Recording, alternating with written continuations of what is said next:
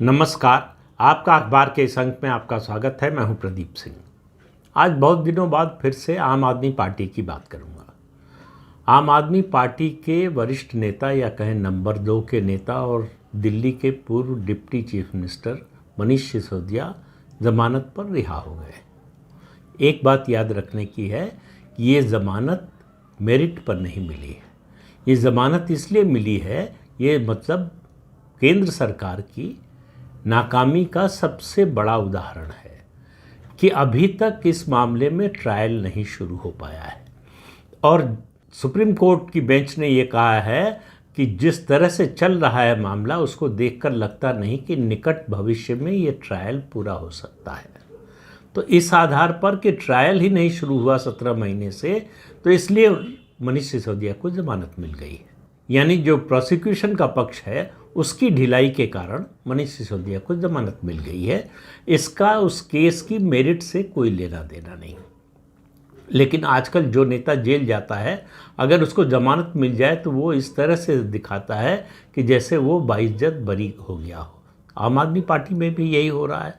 संजय सिंह के साथ यही हुआ। उसके अलावा जो है, केजरीवाल को जब ईडी के मामले में ज़मानत मिली तब भी यही बताने की कोशिश हुई। अब मनीष सिसोदिया छूटे हैं तब भी यही कोशिश हो रही है कि ये जो सारा शराब घोटाले की बात कही जा रही है ये फर्जी है।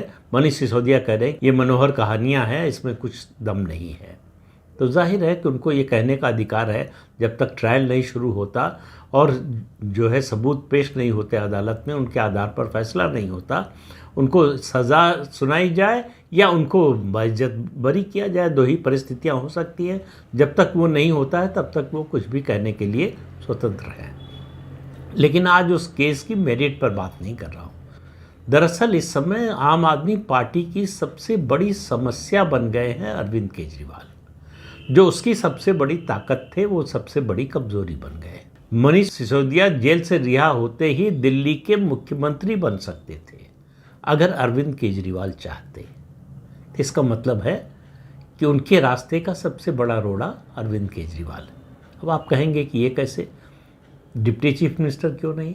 डिप्टी चीफ मिनिस्टर नहीं बन सकते हैं मनीष सिसोदिया, क्योंकि उसके लिए पद से इस्तीफा तो दिया ही नहीं है केजरीवाल ने।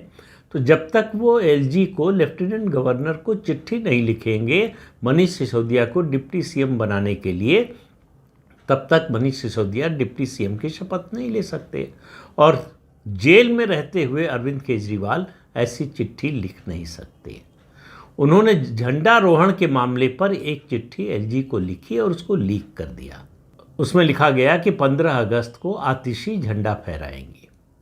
पहली बात तो वो इस तरह का कोई कम्युनिकेशन एलजी को भेज नहीं सकते थे। सुप्रीम कोर्ट का सख्त आदेश है कि वो मुख्यमंत्री के रूप में काम नहीं करेंगे। जब उनको अंतरिम जमानत मिली थी तब भी कहा था, और जेल में रहते हुए तो बिल्कुल नहीं। तो उनका जो दावा था वो कब का ध्वस्त हो चुका है कि वो जेल से रहकर सरकार चलाएंगे। जेल से रहकर वो छोटे से छोटा आदेश भी जारी नहीं कर सकते। दूसरा, तिहाड़ जेल के सुप्रिंटेंडेंट ने ये कहा है, जेल सुप्रिंटेंडेंट ने, कि अरविंद केजरीवाल ने जेल मैनुअल का उल्लंघन किया। पहली बात तो इस तरह का कोई ऑफिशियल लेटर आप लिख नहीं सकते। दूसरी बात यह है कि आप जो भी लिखते हैं उस चिट्ठी का कंटेंट जो है उसको बाहर नहीं कर सकते, यानी लीक नहीं कर सकते। तीसरी बात ये कहा कि ऐसी चिट्ठी या ऐसा पत्र व्यवहार, कम्युनिकेशन सिर्फ निजी बातों के लिए हो सकता है। तो इन तीनों आधारों पर अरविंद केजरीवाल ने जेल मैनुअल का उल्लंघन किया है। अब इस बात पर आते हैं कि अरविंद केजरीवाल कैसे रोड़ा बने हुए हैं मनीष सिसोदिया के रास्ते का। तो डिप्टी सीएम तो उनको बना नहीं सकते जेल में रहते हुए अरविंद केजरीवाल, लेकिन वो मुख्यमंत्री का पद उनको कितना प्यारा है समझिए। जेल गए हैं, दिल्ली में कोई सरकार नहीं चल रही है, तब भी इस्तीफा नहीं दे रहे हैं। अगर अरविंद केजरीवाल आज इस्तीफा दे दें तो दिल्ली में आम आदमी पार्टी के विधायक दल की बैठक बुलाकर मनीष सिसोदिया या किसी को भी, जिसको पार्टी चाहे, उसको विधायक दल का नेता और मुख्यमंत्री के रूप में चुन सकते हैं। तो एलजी के लिए उसको शपथ दिलाना मजबूरी होगी, एलजी उससे मना नहीं कर सकते। लेकिन अरविंद केजरीवाल की सिफारिश पर न तो कोई मंत्री अपॉइंट हो सकता है, न ही कोई चपरासी अपॉइंट हो सकता है। डिप्टी सीएम की तो बात ही छोड़िए या सीएम की।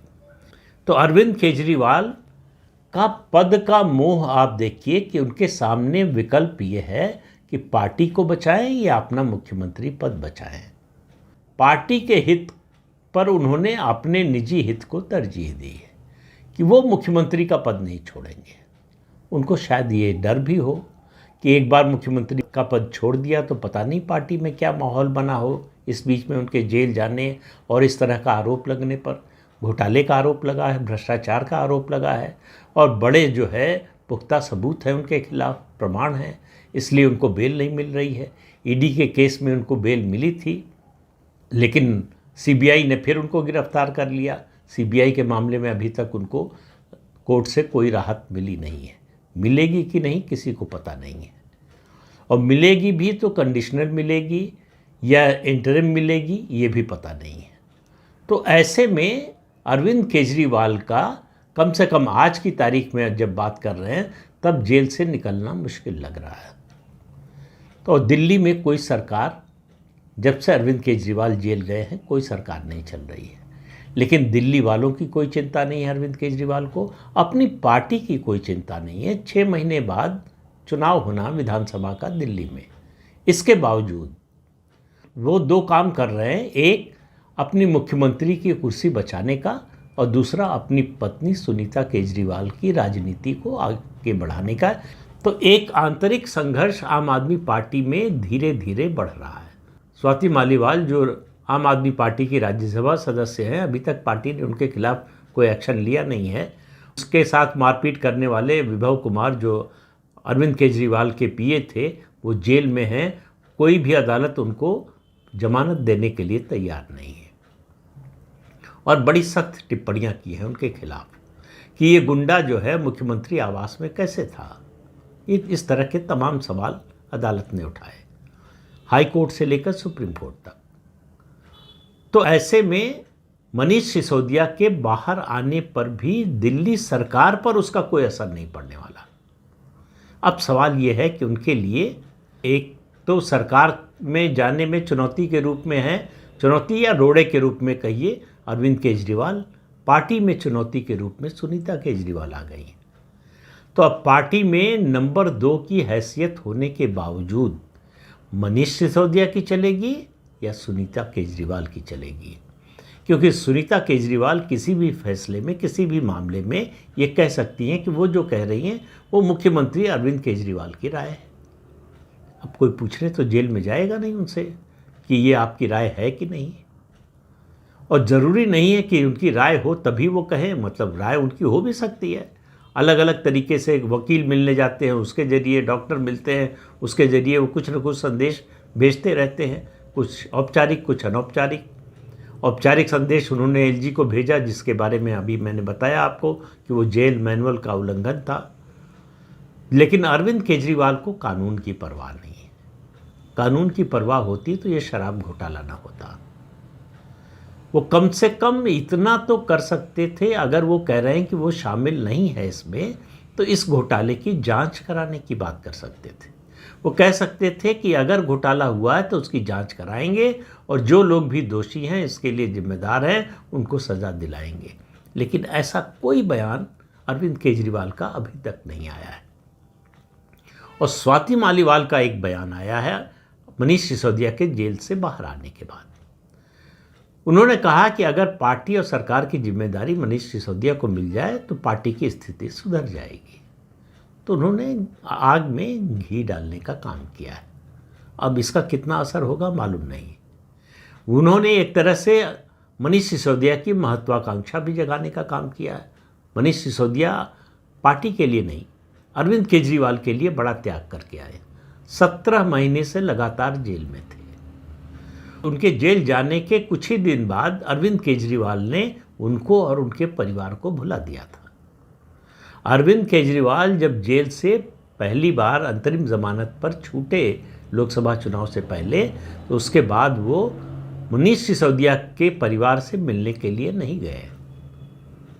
तो इससे आप अंदाज़ा लगा सकते हैं मनीष सिसोदिया के जेल से बाहर आने पर उस तरह का उत्साह या उत्सव जो है पार्टी में नहीं दिखाई दिया जिस तरह के उत्सव की तैयारी हो रही थी अरविंद केजरीवाल के जेल से बाहर आने पर। तो एक जो है फॉल्ट लाइन तो डेवलप हो चुकी है। अरविंद केजरीवाल और मनीष सिसोदिया में विश्वास का वो स्तर नहीं रह गया है जो पहले हुआ करता था। एक समय अरविंद केजरीवाल के बारे में कहा जाता था उनके अगर सबसे विश्वस्त पार्टी में कोई है तो मनीष सिसोदिया है। लेकिन क्या आज ये बात कही जा सकती है? क्या ये बात आज मनीष सिसोदिया कह सकते हैं? मनीष सिसोदिया चाहते तो अरविंद केजरीवाल को फंसा सकते थे। उनका एक बयान अरविंद केजरीवाल को लंबे समय के लिए जेल भेज सकता था, लेकिन उन्होंने मुंह नहीं खोला। उन्होंने इस शराब घोटाले के मामले में अरविंद केजरीवाल की किसी भूमिका के बारे में कोई बात नहीं की, जबकि अरविंद केजरीवाल की भूमिका है, इसके तमाम सारे प्रमाण हैं। इस सब के बावजूद मनीष सिसोदिया चुप रहे। लेकिन सवाल यह है कि वो कब तक चुप रहेंगे? जेल से आने के बाद उनको न तो मुख्यमंत्री बनने का मौका मिल रहा है अरविंद केजरीवाल की अनुपस्थिति में, न उप मुख्यमंत्री बनने का मौका मिल रहा है। इस बीच में जो लोग सरकार में हैं, पार्टी में हैं, उनकी ताकत बढ़ गई है। वो कितना मनीष सिसोदिया के लिए जगह खाली करेंगे पता नहीं है। मनीष सिसोदिया के बारे में अरविंद केजरीवाल का क्या रुख है ये पता नहीं। मनीष सिसोदिया के बारे में सुनीता केजरीवाल का क्या रुख है ये भी पता नहीं। तो सुनीता केजरीवाल इस समय आम आदमी पार्टी में डिफैक्टो नंबर 2 बन गई हैं। भले ही मनीष सिसोदिया ये मानते रहें कि वो पार्टी में नंबर 2 है। चूँकि डिप्टी चीफ मिनिस्टर थे तो इसलिए माना जाता है, और सबसे विश्वस्त और करीबी थे अरविंद केजरीवाल के, इसलिए भी माना जाता है। लेकिन जेल से बाहर आने के बाद पार्टी के मामलों में क्या उनकी वही स्थिति होगी? क्या उनका वही वजन होगा? क्या उनकी उतनी ही चलेगी? चुनाव बहुत नज़दीक आ गया है। आम आदमी पार्टी के अंदर ये जो अंदरूनी कश्मकश चल रही है, झगड़ा चल रहा है, किसी भी समय सतह पर आ सकता है। और अगर अरविंद केजरीवाल चुनाव तक जेल से बाहर ना आए तो ये संघर्ष, ये लड़ाई कोई भी स्वरूप ले सकती है। क्योंकि इस समय पार्टी के अंदर 4-5 ऐसे लोग हैं जो अपनी अथॉरिटी को असर्ट करने की कोशिश करेंगे। उनका झगड़ा होगा, खुला नहीं तो अंदरूनी झगड़ा मनीष सिसोदिया से होगा। क्योंकि मनीष सिसोदिया आखिर क्यों अपने को नंबर 2 से कम मानेंगे? और अगर अरविंद केजरीवाल चुनाव तक नहीं आते हैं तो उन पर दबाव पार्टी के अंदर से बढ़ सकता है कि वो अपने पद से इस्तीफा दें। आम आदमी पार्टी में अभी बहुत कुछ होने वाला है। ये जो शांति दिखाई दे रही है ये तूफान से पहले की शांति है। और चुनाव से पहले पहले आम आदमी पार्टी का आज जो स्वरूप आप देख रहे हैं उस स्वरूप में शायद पार्टी न दिखे। लेकिन ये कयास की बात है, अंदाजे की बात है। लेकिन इतना तो विश्वासपूर्वक कहा जा सकता है कि आम आदमी पार्टी में अंदरूनी रूप से सब कुछ ठीक ठाक नहीं है। तो इस अंक में इतना ही। अगले अंक में फिर मिलेंगे किसी नए मुद्दे के साथ। तब तक के लिए अनुमति दीजिए। आपसे अनुरोध है कि चैनल देखिए, शेयर कीजिए, लाइक कीजिए और सब्सक्राइब ज़रूर कीजिए। नमस्कार।